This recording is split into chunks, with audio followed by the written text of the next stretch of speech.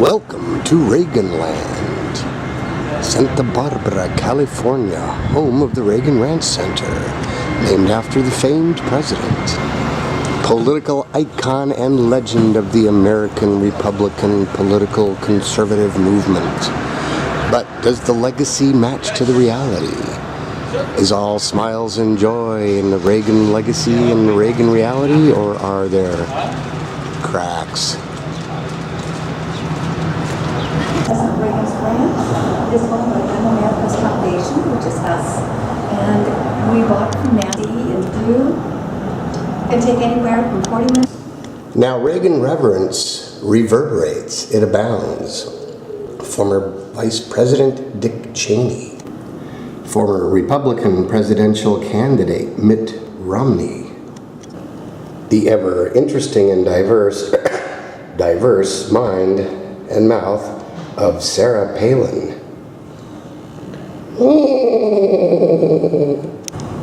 former Secretary of Defense Donald Rumsfeld, and part of the enduring legacy and politicization of the Reagan Foundation's Young America.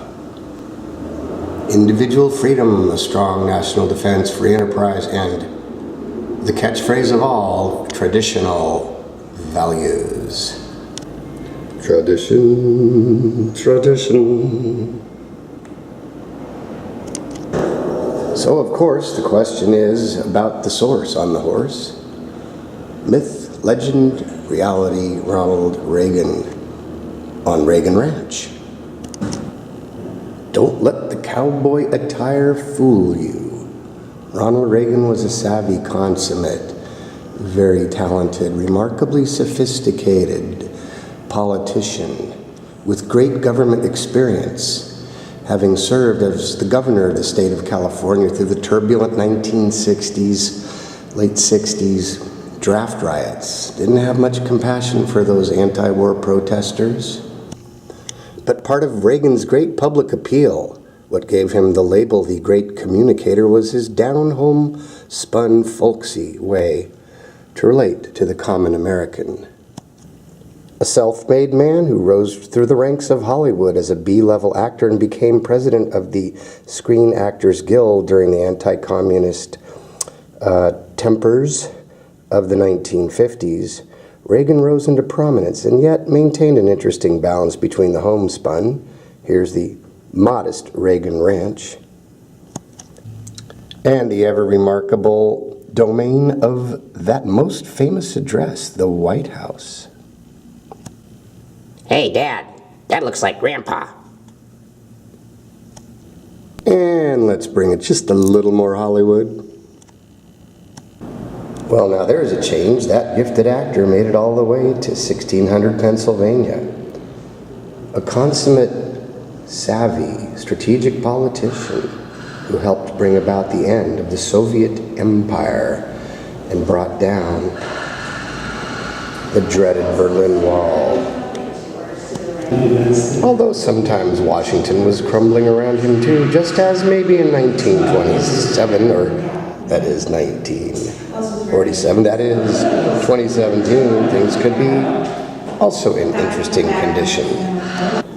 There's another page in Ronald Reagan's book in terms of his character and presidential temperament. Obviously, a devout, traditional conservative Christian. Reagan helped bring about a conservative American religious revival, bringing about an interesting mix of church and state in terms of his governance and leadership style, and giving rise to a very powerful political movement called the moral majority. It resonates today with cries against Planned Parenthood, abortion, and so much more. So, part of the formula for Reagan's great communicator leadership style was the homespun, religious, self-made man who valued the old-school Protestant work ethic. Work hard, pray hard, and live well. You know, a simple, basic formula that resonated with a lot of people. They really saw what they wanted to in him. Like a lot of renowned presidents, Reagan was well-read, diversely read. A lot of books in Reagan's personal library.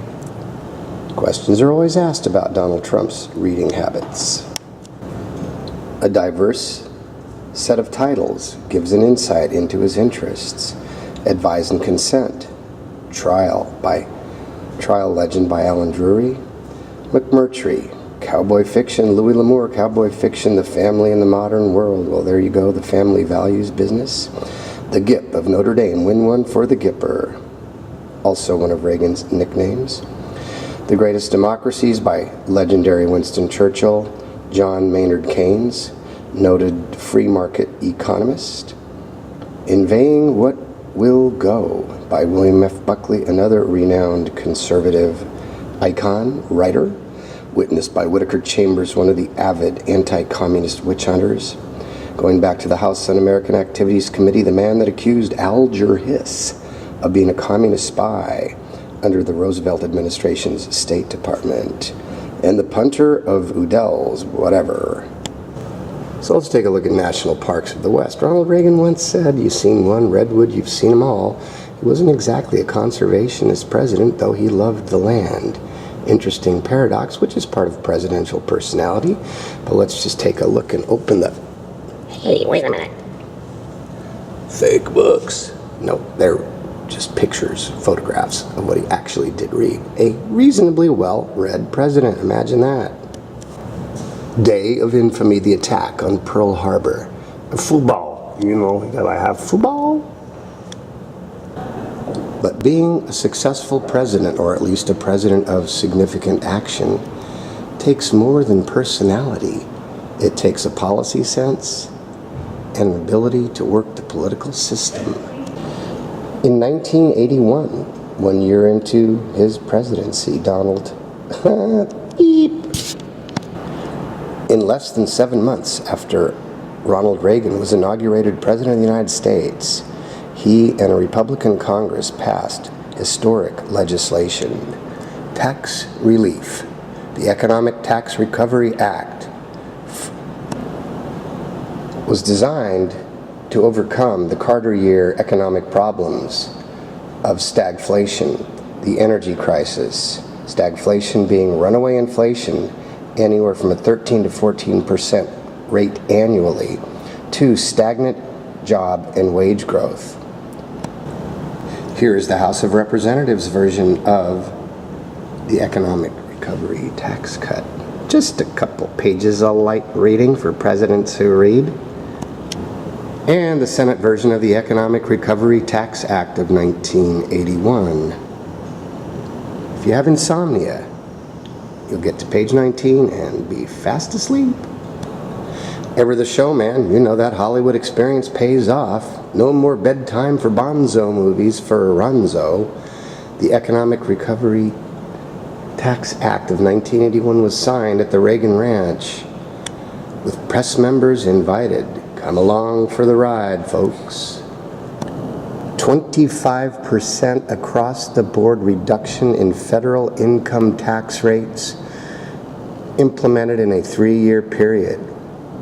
This was to stimulate the economy, the theory being less tax dollars into the federal treasury would mean more money for consumers, common folks, middle class, lower class, and the wealthy class to spend.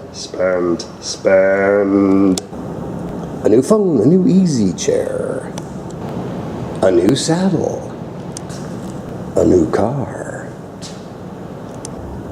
books and bric-a-brac knickknacks. The great gamble with the tax cut, economically speaking, is if that money actually gets spent and if it stimulates the economy to grow GDP, generating more tax revenue in the long run. The short story is the theory of trickle-down economics from the great tax cut didn't necessarily matriculate into the dream. GDP soared under Reagan, however. The federal deficit and debt grew, and the U.S. slid into a recession after his second term, leaving President George Herbert Walker Bush with a whole bunch of budget problems. Now, a day in the life of a president can be a pretty busy thing. 3:25 in the afternoon from his ranch in Santa Barbara, California. The President talked with Chief of Staff Michael Deaver. Telephone, Mrs. Walter H. Annenberg, Chief of Protocol. President talked with Mr. Deaver, then talked with Secretary of State George P. Shultz. Then the director of the USIA, U.S. Information Agency, one of those trusted intelligence agencies of the United States government, Mr. Wick. Then he talked with Deaver again. The president talked with David Brinkley, anchorman for ABC News. On This Week with David Brinkley, cultivating, at least as best he could, positive relations with the mass media. President telephoned Walter Cronkite, former anchorman for CBS News. Didn't get through. Then talked to the elemental, essential conservative icon, Senator Barry Goldwater of Arizona. Then his special assistant, David C. Fisher. Then with Sophia Sharf's LA, California. Who knows what that was about? Talked on a conference line with Vice President George Herbert Walker Bush. Robert McFarland, assistant for Secretary of State, and John Poindexter, Security Affairs. Names that came up in 1984 through 1986 with respect to the Iran Contra affair, scandal, as you will. Then he talked with McFarland, Deaver again, President, telephone, a lot of phone calls in a matter of 2 hours. Well, now there you go again. Deaver, tell me what's the story. Of course, successful presidents have to host the leaders of foreign countries and make good with them. See eye to eye, be it the Queen or the Iron Lady, Prime Minister Margaret Thatcher of Great Britain. Still more national business. Call the Secretary of State Alexander Haig. Complete that call with Haig and then get Philip Habib, Special Emissary to the Middle East, on the line. Then talk to Helmut Schmidt, Chancellor of the German Republic. Dennis Blair, National Security Council. Manuel Rubio. Mark Hatfield, hey, a Republican from Oregon. Paul Nitze, Chief U.S. Negotiator, Intermediate Range Nuclear Forces Negotiations. And then talk with Roy Brewer, Labor Consultant, Sound Technicians Union, L.A., California. All in the course of about 12 hours. More international diplomacy and affairs. Of course, sometimes the names have to be redacted. That is masked, that is not available for public viewing, even decades and decades later. President talked with then Representative Joan Liptolia, Republican of New York, radio station, then more talks and more talks. Who knows if this had to do with the bubbling and burbling Iran Contra scandal. Some days are a little more relaxed when you're on the ranch. Ronnie and Nancy went horseback riding. Ronnie and Nancy had lunch. Then Reagan went out to chop wood and clear brush on the ranch. Then they had a reception for military personnel who assisted with construction of temporary structures at Rancho de Cielo. Of course, presidential decision-making and policy matters are more than just talking to other foreign leaders. What does a president do when, for example, the Soviets shoot down a civilian airliner? The Soviets shot down Korean airliner flight 007 in September of '83, causing a big flap and an international incident. Reagan called them out on it from the ranch in Santa Barbara. Said they were flagrantly lying that the airliner had not crossed into Soviet airspace, and they deliberately shot it down knowing nothing but innocents were aboard. This did not lead to war, but Reagan called the Soviets the liars that they were. Now, great communicators don't necessarily just put out 142-character tweets. Ronald Reagan, 43 years ago. in 1983, Speaking to this year's graduates, he pointed out some things one of that his should be weekly addressed radio addresses. They were items taken from the front page of a June 19th issue of the New York Times. They read Security and Loan Now, what does Reagan appear to you to be? Like a radio sports host, a radio newscaster? Something that he had going rate at the time in was about his past 16%. resume. I'm happy to say a number of banks throughout the country followed suit. Banks have followed suit. Milwaukee Milwaukee Security Savings and Loan $100 million has given $100 million available for home mortgages at only 9.9%, so we can get the home market started as part of the economic recovery that he hoped would be fueled by the tax cut. agriculture industry And stand on its own. the This voice administration, of the great like those before, communicator. is firmly committed to the security of the State of Israel. We'll help Israel defend itself against external aggression. At the same time, the United States believes, as it has always believed, that permanent security for the people of Israel and all the peoples of the region can only come with the achievement of a just and lasting peace, not by sole reliance in on the Middle increasingly East. expensive military Peace forces. between the Israelis and Palestinians, ever elusive, isn't it? Of course, better than a radio microphone through local or national broadcasts is the amazing pulpit, the so-called bully pulpit of the White House. Reagan here, in June of 1987, stands before the Brandenburg Gate in Berlin, West Germany. He calls upon the chairman of the Soviet Union, Mikhail Gorbachev, Mr. Gorbachev, tear down this wall. And indeed, that will come to pass 2 years later. And East and West Germany will be reunited as the Soviets vacate Iron Curtain held territory. I'm assuming that was somewhere in Illinois. Now, Gorbachev flatly rejected the call to tear down the wall. To a continuation of the Cold But War, earlier, or do you in think that under 1981, other circumstances, things were even more détente is tense between the United States. Well, so far, and the détente's Soviet been a Union. one-way street, and the Soviet Union is used to pursue its own aims. I don't have to think of an answer as to what I think their intentions are. They have repeated it. I know of no leader of the Soviet Union since the revolution, including the present leadership, that has not more than once repeated in the various communist congresses they hold their determination that their goal must be the promotion of world revolution and a one world socialist or communist state, whichever reserve unto themselves the right to commit any crime, to lie, to cheat, in order to attain that, and that is moral, not immoral. And we operate on a different set of standards. I think when you do business with them, even at a détente, you keep that in mind.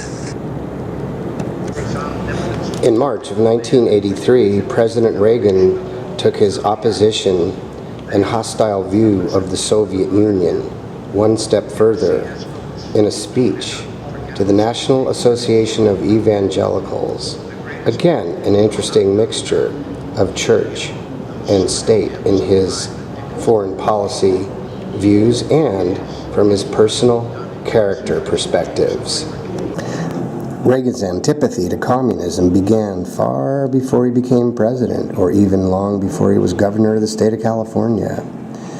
It traces back to when he was president of the Screen Actors Guild during a nationally scandalized, televised. Reagan's antipathy to communism began long before he was president of the United States and the Evil Empire speech. It traces back to the late 1940s when, as president of the Screen Actors Guild, Reagan testified in Washington, D.C. to the effect that communists had infiltrated the movie industry as part of the famed Alger Hiss trials conducted by the House Un-American Activities Committee. The scandal began when a man by the name of Whittaker Chambers accused Alger Hiss, who had been a State Department member under FDR, of being a communist spy, a spy for the Soviet Union. Whittaker Chambers testified under oath before HUAC that he had been a communist spy along with Alger Hiss in the 1930s during the Roosevelt administration. Chambers had been an editor at Time magazine and had strong credibility. Hiss denied it. Chambers renewed his accusations. Long story made short, Hiss was eventually convicted after a second trial for perjury about having been a member of the Communist Party. But the book Witness was a very important book in the formation of Ronald Reagan's political views, for it forged a symbiotic relationship between Reagan's devout Christianity and his hate for the atheist, communist Soviet Union, another mixture of church and state. You're now going to hear a rationalization of the integration between church and state. The gripping 1952 bestseller by the former communist atheist turned conservative Christian, who in the late 1940s shared the public stage with Alger Hiss, a high-level State Department official in the Roosevelt administration, accused of being a communist spy. One cannot fully understand Reagan's own political journey from the left to the right without reading Witness, which was published at precisely the period during which Reagan was making his political shift. Reagan kept a copy of Witness on the bookshelf at the ranch, in addition to a copy at his home in Los Angeles. He could recite his passages verbatim.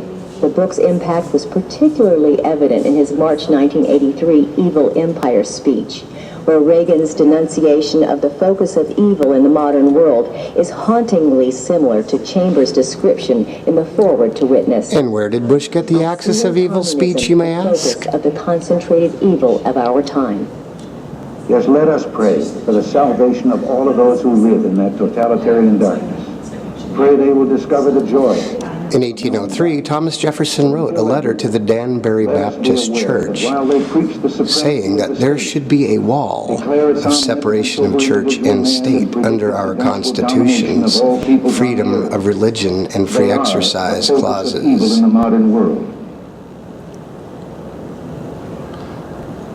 Tough to contemplate, isn't it? Ultimately, again and again, as the legendary so-called great communicator, Ronald Reagan took his past experiences, his boyhood readings, all of the things in his life that contributed to making him the character, the person that he was, as a leader of great stature and enduring controversy. Reagan, it was once said, copying Roosevelt's fireside chats, took his case to the people, enlightened the people, and made the Congress feel the heat from the people. It was said it isn't necessary to enlighten Congress, just put the heat on them. That seems to be the case in 2017, but heat alone doesn't work. Charisma also has to exist in a great communicator, in a pre-Twitter era. Having the skills, the character, the temperament of a great communicator might even be more important in an era of Twitter and the online Wild West, internet, new frontier, anarchistic world that we live in today with respect to the rise of new media, while credibility is under assault in all corners. Maybe being a great communicator means not just taking a page from the Reagan playbook, but reinventing what that means in a new technological world. It's really not enough to just take what came before to make America great again. You have to be iconic and visionary. Hey, Dad, what's us for our arming?